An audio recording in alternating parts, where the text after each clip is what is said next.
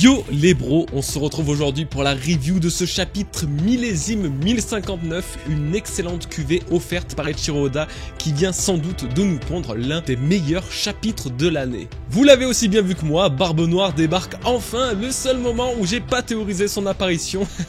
C'est trop bien. Depuis les événements de Marineford, Teach n'a plus été autant mis en avant qu'aujourd'hui, c'est une très grosse dinguerie, mais c'est surtout pas le seul puisque Kobe, Hancock, Rayleigh et même le SSG font partie intégrante de ce chapitre absolument légendaire. Autant vous le dire tout de suite, cette semaine One Piece chamboulera toute votre perspective de l'œuvre avec un scénario des plus imprévisibles. Alors dites-moi en commentaire si je suis le seul, mais à mon sens, c'est clairement l'un des meilleurs chapitres et surtout l'un des plus inattendus. Avant que cette review ne commence, on n'oublie pas l'habituel pouce bleu et surtout l'abonnement à la chaîne. On est à un rien des 330 000 abonnés, alors je compte sur vous la team.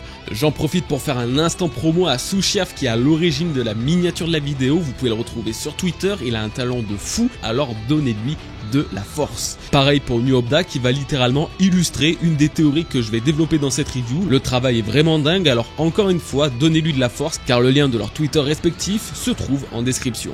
Également, un court placement de produit pour un jeu vidéo de qualité aura lieu dans quelques secondes, alors je vous remercie et je vous dis à tout de suite pour la review. Bienvenue dans la nouvelle mise à jour 3.0 de Genshin Impact. Arpentez l'immensité de ce monde et ses 7 magnifiques régions où les éléments règnent en roi et laissez-vous porter par l'ambiance féerique de Teyvat. Primé par de prestigieux prix et détenteur d'un score remarquable de 9 sur 10 sur IGN, Genshin Impact se dévoile dans l'une de ses plus grosses mises à jour, une mise à jour qui intègre entièrement la région de Sumeru. Préparez votre équipe, montez en niveau et équipez-vous de vos meilleurs équipements pour surmonter les défis qui vous attendent dans cette nouvelle aventure. Avec la puissance du feu, de l'eau ou même de la foudre, choisissez avec soin la composition de votre groupe pour combiner avec succès les éléments dévastateurs de vos personnages. Maintenant que vous êtes prêts, partez en quête des secrets de Sumeru et percez tous ces mystères en s'enivrant des musiques légendaires qui composent Genshin Impact. 3 nouveaux personnages, Dori, Collei et Tignar, ainsi que le Dendro, le nouvel élément introduit dans cette mise à jour, n'attendent que vous. Les nouvelles armes et les nouveaux artefacts vous aideront également à dominer tous les adversaires qui barrent votre route. Téléchargez Genshin Impact via le lien en description ou en scannant le code QR qui s'affiche à l'écran pour profiter gratuitement de nombreux cadeaux. Alors n'hésitez plus et succombez au charme et à la soif d'aventure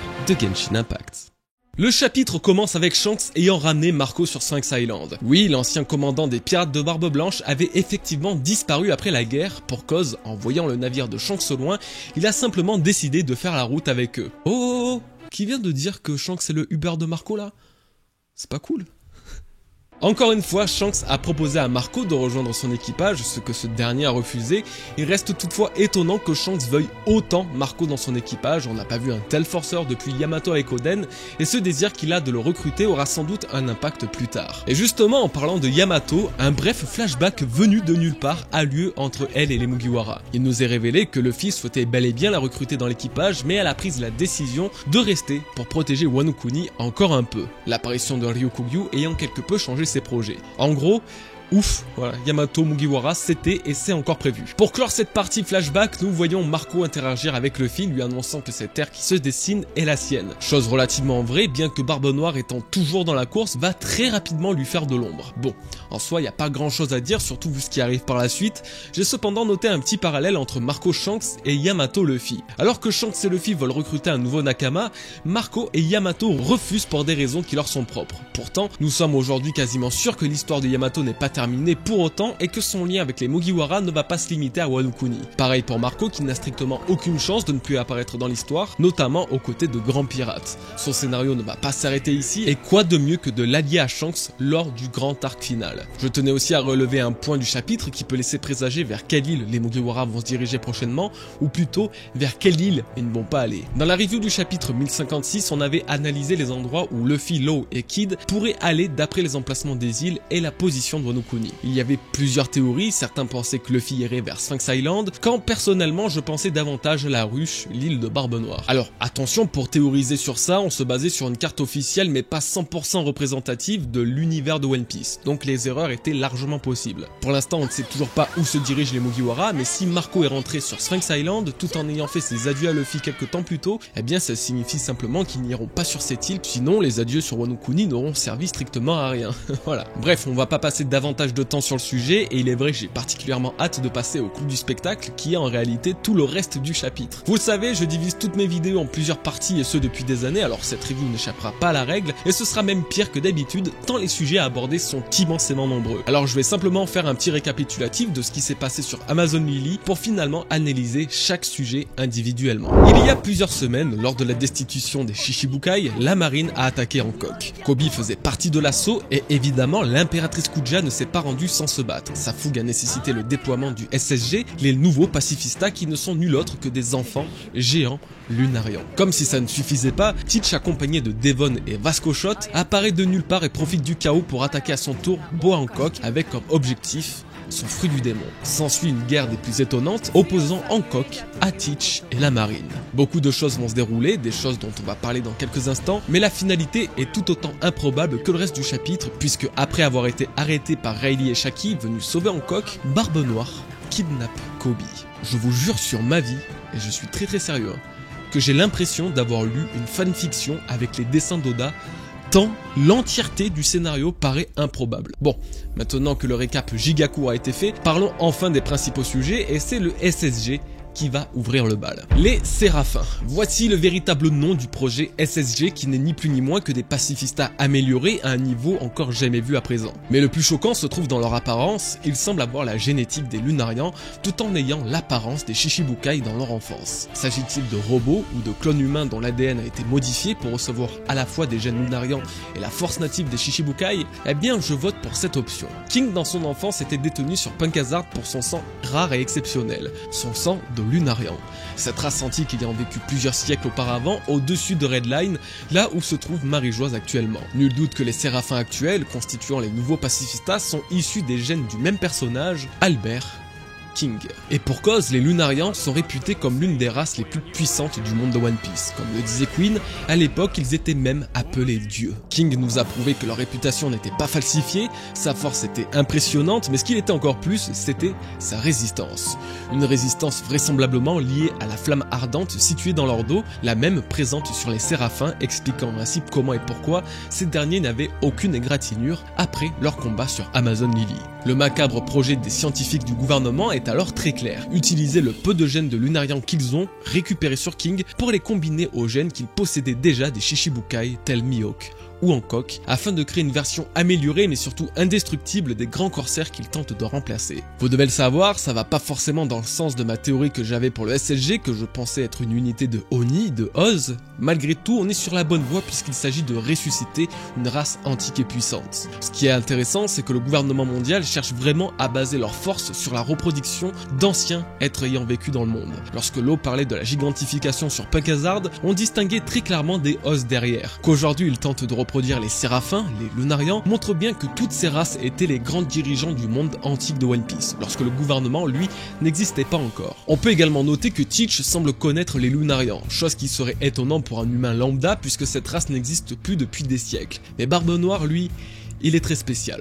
Ne pouvant dormir, il avait 2 fois plus de temps que les autres pour analyser et découvrir l'histoire de son monde. Sa connaissance des Lunarians est la preuve ultime qu'il n'est pas à sous-estimer et que son savoir et son intelligence ne doivent avoir que très peu de rivalité dans l'œuvre. Pour parler des Séraphins avec un petit peu plus de détails, Oda s'est donc inspiré des êtres bibliques du même nom. Créatures célestes et ailées, ils sont connus pour résider autour du trône de Dieu. Pas seulement, leurs noms veulent dire brûlant. Tout colle parfaitement avec les Lunarians qui sont une race liée au feu et vivant là où se trouve désormais Marie-Joise, la terre et le trône des dieux. À cela, eh bien j'ai une théorie qui se complète plutôt bien.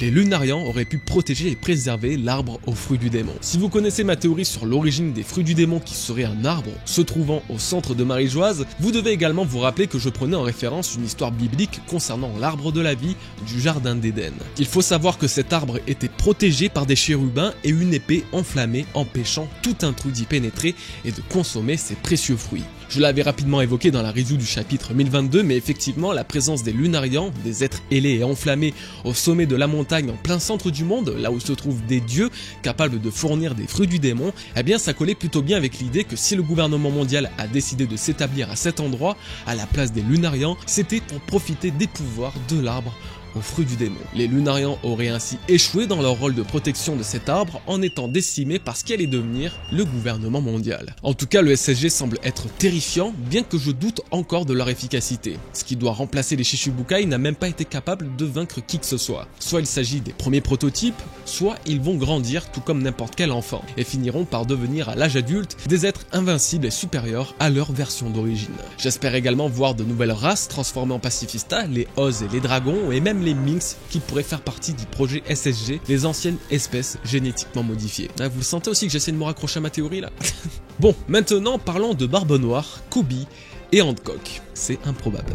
Il est là, à notre grande surprise, ce dont il ne voulait pas laisser la marine s'emparer dans le chapitre 956 n'est nul autre que le fruit du démon de Boa Hancock, le Mero Meronomi. Vraiment, je vous le dis en toute sincérité, à aucun moment je n'aurais pensé que parmi tous les fruits du démon qui existent, il chercherait à s'emparer du Mero Meronomi. Alors bien sûr, nous allons parler de Haki, des nouvelles primes, de Wangzi et même de Rayleigh, mais commençons par analyser cette mystérieuse histoire de fruit du démon. Teach reste fidèle à sa réputation de chasseur de fruits du démon. Les chercher à obtenir les pouvoirs de Boa Hancock, se réputer pour transformer en pierre n'importe qui sensible au charme de l'impératrice Kuja. Mais alors pour qui et surtout pourquoi Teach voulait-il s'emparer de ce fruit du démon? Nous avons eu une information d'importance capitale concernant ce fruit dans ce chapitre. Hancock a révélé que ses pouvoirs se basaient sur sa propre beauté. Par conséquent, si elle en vient à être tué par Teach, ceux étant pétrifiés par Hancock resteront dans cet état et même le prochain utilisateur du Mero Meronomi ne pourra inverser le processus. En gros, Hancock nous révèle que quelqu'un a déjà possédé son fruit du démon par le passé,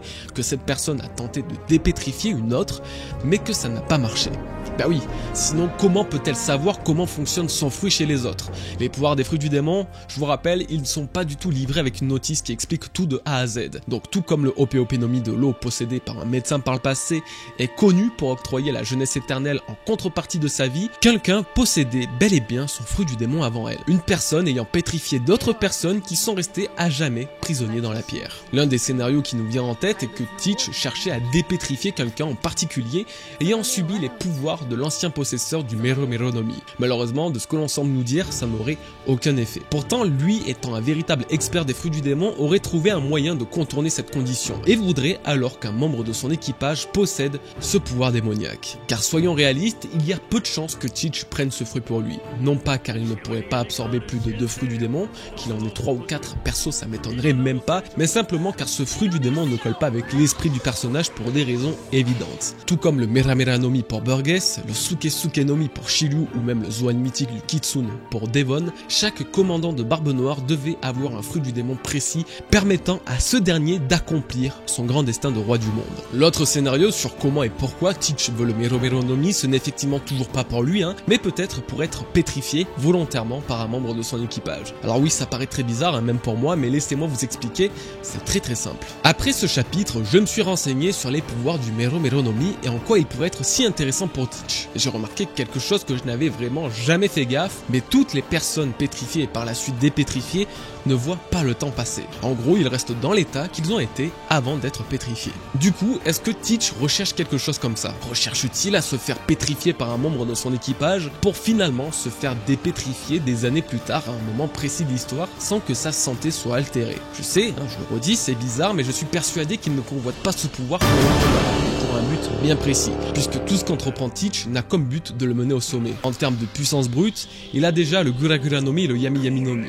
C'est évident qu'il n'a pas besoin du fruit de la passion d'Hancock. Il doit donc y avoir un véritable secret derrière la pétrification. Bon, maintenant que j'ai parlé du Mero Meronomi, parlons quand même de Teach qui voulait récupérer son pouvoir là maintenant. C'est davantage confirmé dans ce chapitre, il sait comment retirer les fruits du démon du corps d'un de ses utilisateurs. C'est une théorie que j'ai toujours avancée le concernant et aujourd'hui j'en suis certain, le Yami Yami Nomi, en plus d'annuler les pouvoirs des fruits du démon, permet de les extirper et de contrôler leur réapparition, ce qui explique comment l'équipage de Teach a si facilement réussi à mettre la main sur des fruits du démon. Ils n'ont pas simplement posé une pomme à côté de son corps en attendant que le pouvoir se réincarne dedans. Non, je pense très sincèrement que l'éveil du Yami Yami Nomi permet cette prouesse et que Barbe Noire va encore l'utiliser dans le futur. Review du chapitre 1047, dans celle-ci je vous expliquais brièvement comment et pourquoi Luffy perdrait son fruit du démon dans son combat contre Barbe Noire. En effet, si ces deux-là sont destinés à combattre et si Barbe Noire peut supprimer les pouvoirs des fruits rien qu'en touchant leur possesseur, comme il l'a fait avec Hancock, alors je suis persuadé que ça aura une importance capitale dans le combat contre Luffy. Si vous voulez que je fasse une vidéo dédiée, dites-le moi en commentaire, au moins ça ne sera pas englouti entre tous les sujets d'une review,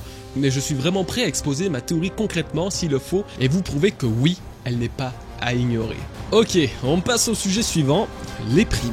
Ah, c'est encore un gros délire cette semaine, hein. Après la prime des Mugiwara et de Cross Guild dans le dernier chapitre, voici que les primes d'Hancock et de Teach nous sont dévoilées et on n'était pas prêts. D'ores et déjà, dites-moi en commentaire si vous trouvez leurs primes justifiées, je suis curieux de savoir ce que vous en pensez. Et on va d'ailleurs commencer avec l'Empereur des Ténèbres, Barbe Noire, qui a vu sa prime passer de 2 milliards et 247 millions de berries à 3 milliards et 996 millions de berries. Plus de 1 milliard et 700 millions de gains en l'espace d'un temps extrêmement court. Vu que Teach a été aperçu au chapitre 925 avec sa prime de 2 milliards et que le flashback d'Amazon Lily se passait 1 voire 2 semaines après. Mais alors, que s'est-il passé en si peu de temps pour qu'il prenne encore plus de berries qu'en a pris Luffy après avoir défait Kaido? Surtout que cette prime, il avait avant d'attaquer Amazon Lily et kidnapper Kobe, donc ces deux événements n'ont absolument pas influencé son montant. Ce qui signifie que Barbe Noire a fait quelque chose pendant ce temps, quelque chose qui a eu un impact significatif sur sa prime qui ne nous a pas encore été révélé. Je pense déjà que Moria l'a rejoint. En effet, Teach a proposé à ce dernier de l'intégrer dans son équipage après son raid sur la ruche. Bien que la question soit toujours en suspens depuis 2018 déjà,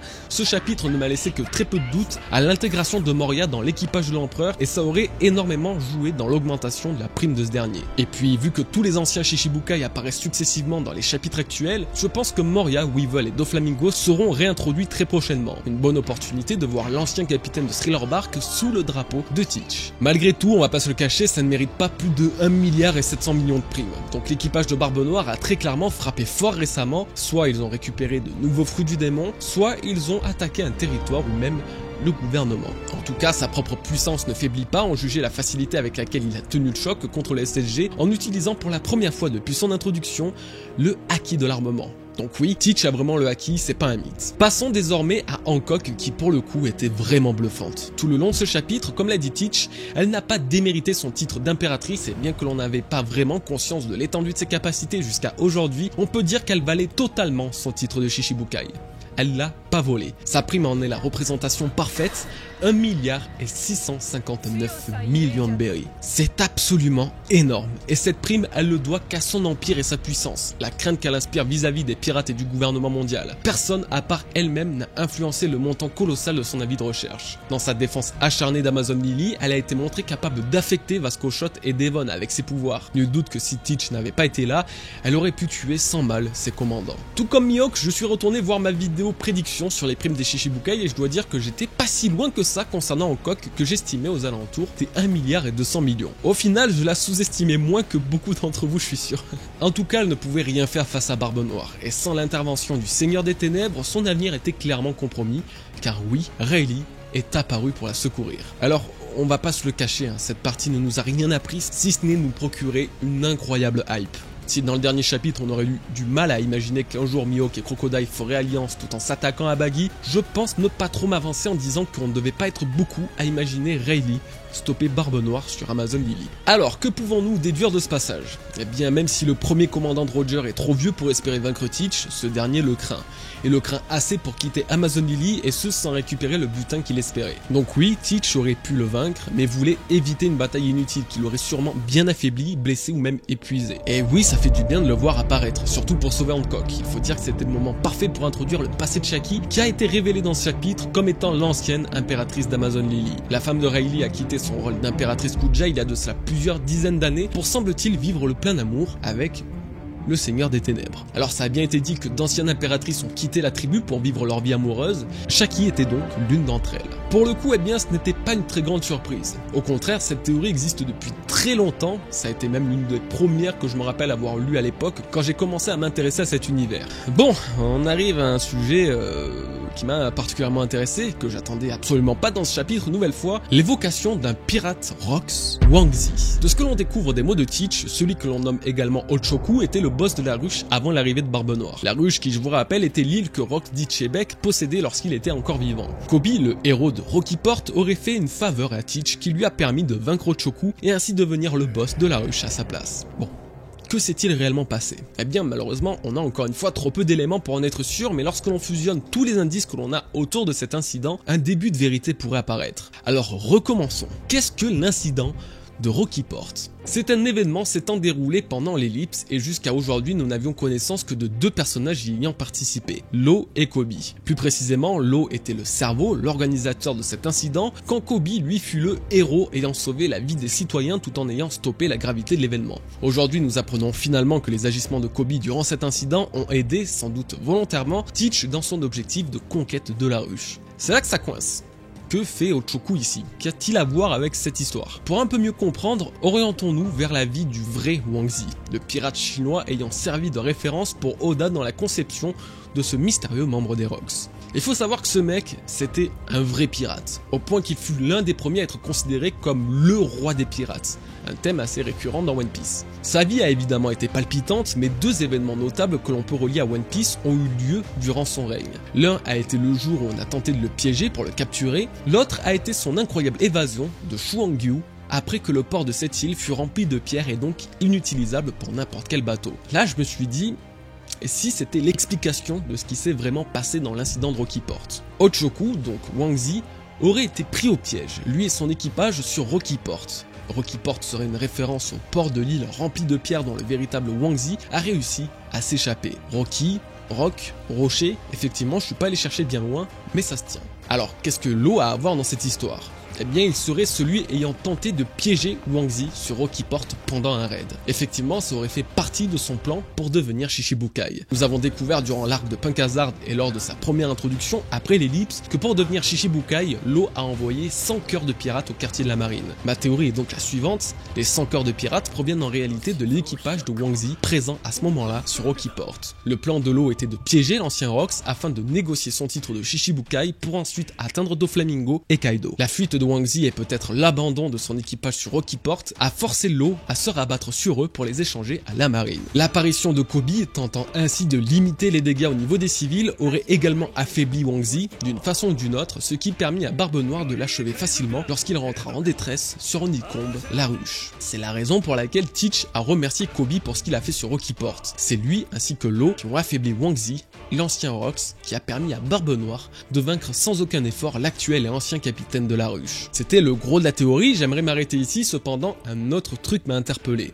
Pendant le chapitre 1056, Kid a tenu des propos qui ont pas mal secoué la communauté. Il partait à la recherche d'un homme à la cicatrice de feu qui aurait des connaissances pouvant aider à l'obtention du One Piece. Beaucoup de théories ont fusé dans ma review, dont une qui concernait les Rocks. Je disais qu'il était possible que ce personnage soit un ancien des Rocks et que ses voyages avec cet équipage légendaire lui auraient octroyé des connaissances que Kid recherche. Ce qui était également bizarre, c'est la réaction de Law à ce moment-là, comme si lui-même savait de quoi il s'agissait. Avec le chapitre d'aujourd'hui et le lien de Rocky Port et Wang Zi, j'en viens alors à me demander si Wang Zi ne serait pas ce fameux personnage à la cicatrice qui ne soit en réalité pas mort mais isolé quelque part et que Kid parte à sa recherche pour découvrir un des secrets le menant au One Piece. En tout cas, nous avons une fois de plus la confirmation que l'incident de Rocky Port était d'une importance absolument capitale et il va sans dire que beaucoup de secrets au sujet de cet événement vont peut-être nous être révélés pour mieux comprendre les plans de Barbe Noire. Et quelle parfaite transition pour justement parler une dernière fois de Barbe Noire et de son futur plan pour Kobe. Cette fin de chapitre nous révèle que le Yonko a capturé le premier personnage que Luffy a rencontré après avoir pris la mer. Kobe, c'est vraiment l'histoire de Luffy mais version marine. C'est le petit-fils que Garp a toujours rêvé d'avoir. Oda nous le prouve encore aujourd'hui, il a un plan très spécial pour ce perso et vous allez encore mieux comprendre pourquoi dans cette ultime partie de la review. La question pour l'instant est plutôt simple, pourquoi Barbe Noire a-t-il capturé Kobe? Il y a bien sûr et encore une fois plusieurs scénarios possibles avec de tels événements, on ne peut pas clamer et assurer qu'une seule théorie tient la route. Le premier scénario auquel j'ai pensé, Barbe Noire a capturé Kobe pour l'échanger avec la marine. Une rançon, un pouvoir, une information, un territoire, bref, un colonel aussi prometteur que Kobe à un âge si jeune, Teach doit bien se douter que la marine ne le laissera pas filer aussi facilement. C'est plutôt simple, je l'avoue, mais c'est un scénario parfaitement cohérent. Maintenant, il y en a un deuxième, un peu plus complexe, mais surtout un petit peu plus dans le thème de ce chapitre et des derniers que nous avons eus. Barbe Noire veut échanger ou vendre Kobe à la Cross Guild. Toujours dans le chapitre 1056, la Cross Guild nous est dévoilée comme une organisation changeant les règles de la société en mettant sur les marines déprime. Un véritable monde à l'envers, on est bien d'accord. Est-ce pour autant un hasard que précisément 3 chapitres plus tard, Teach kidnappe le plus prometteur des marines? L'idée serait alors qu'il offre Kobe à la Cross Guild, en échange d'un trésor, celui du Capitaine John, l'ancien Rox. Celui que Baggy recherche activement. Écoutez, j'ai vraiment très peu de doutes sur le futur lien entre la Cross Guild et Barbe Noire et je vais vous le faire réaliser très rapidement. Barbe Noire est lié à Baggy. Ils étaient tous les deux mousses sur le bateau respectif de Barbe Blanche et Roger. Ils se sont déjà combattus et le frère d'armes de Baggy, Shanks, a un passif très prononcé avec Teach. Barbe Noire est également lié à Crocodile. En effet, c'est la place de Shichibukai laissée par Crocodile que Teach a récupérée. D'ailleurs, ce dernier souhaitait recruter Crocodile dans son plan de domination, chose que ce dernier a refusé. Pour finir, Barbe Noire est lié à Mihawk, tout simplement car dans ce chapitre, c'est le modèle enfant de Mihawk que Teach a affronté. Pour résumer, Barbe Noire a un lien avec les 3 principaux acteurs de la Cross Guild qui pourraient mener et justifier une rencontre entre ces 4 monstres. Mais moi, le lien qui m'intéresse encore plus, c'est celui qui relie Teach au Rox. Je vous le rabâche depuis des années, mais depuis la mention de Chebek dans l'histoire, je défendais la théorie que Teach soit l'homme ayant hérité de sa volonté. L'année dernière, je vous ai même fait une théorie sur comment Barbe Noire pourrait reformer les Rox à sa façon en s'accaparant de leur pouvoir, de leur territoire, de tout ce qui faisait que les Rox étaient les Rox. Aujourd'hui, nous apprenons qu'il a attaqué et conquis la ruche directement de Wang Zi, un ancien Rox, renforçant encore et toujours le lien de Teach et de Chebek. Et ironiquement, Kobe pourrait être la clé pour le mener à un nouveau Rox, notamment à travers Baggy. Car si Teach veut rester dans le sillage de cet ancien équipage, alors il pourrait s'intéresser à l'un des plus notables et anciens Rox révélés dans l'histoire, Captain John, celui dont le cadavre fut utilisé par Moria sur Thriller Bark et dont le trésor était recherché par Baggy. Plus encore, Baggy avait mis la main sur la carte menant tout droit à son butin grâce à Luffy ayant lui-même récupéré sa boussole lors de son départ sur l'île Fantôme. Et je vous rappelle que Moria serait désormais dans l'équipage de Teach et pourrait l'aider à trouver le trésor du Captain John, le cadavre qu'il a récupéré par le passé pour en faire l'un de ses soldats. J'avais beaucoup de théories pour ce chapitre, mais celle-ci est sans l'ombre d'un doute ma préférée. Tout semble faire sens. Teach va utiliser le système de track des marines pour vendre Kobe à Baggy, soit pour l'échanger contre une information sur le trésor du Captain John, soit pour découvrir le QG de Cross Guild, vaincre Baggy et espérer que ce dernier, en agonisant, lui révèle tous les secrets du trésor le plus exceptionnel après le One Piece, laissé par un ancien Rox. Encore une fois, ça reste une théorie, mais j'ai cette impression que les pièces du puzzle se reforment pour laisser apparaître un tableau d'une cohérence absolument exceptionnelle. Teach et Moria, l'échange de Kobe à Baggy, le trésor du Captain John, bref, que dire de plus? J'aimerais quand même conclure sur une pensée que j'avais lors de la révélation totale des Rox au chapitre 957. Dans cette review, je mettais en avant l'ironie de l'histoire, l'ironie de voir 3D s'affronter sur God Valley. Ces 3D, Roger, Garp et Chebek, sont spéciaux puisque aujourd'hui leur volonté a été héritée. Luffy a hérité de la volonté de Roger, Teach aurait hérité de la volonté de Chebek, mais qui a bien pu alors hériter de la volonté de Garp? Eh bien, si on suit ce schéma, il s'agirait de Kobe. Kobe pourrait effectivement être un D. Et tout en suivant le parallèle de Garp s'étant allié à un pirate pour vaincre une menace, il s'allierait un jour avec Luffy pour affronter Teach, la plus grande menace du monde après Chebek. Aujourd'hui, en découvrant que Barbe Noire et le jeune marine avaient un certain contentieux, je me suis remémoré cette petite théorie et je me dis que finalement, ce trio infernal pourrait bel et bien délivrer un certain combat qui ferait écho avec le passé. Et nous arrivons à la fin de cette review les bros.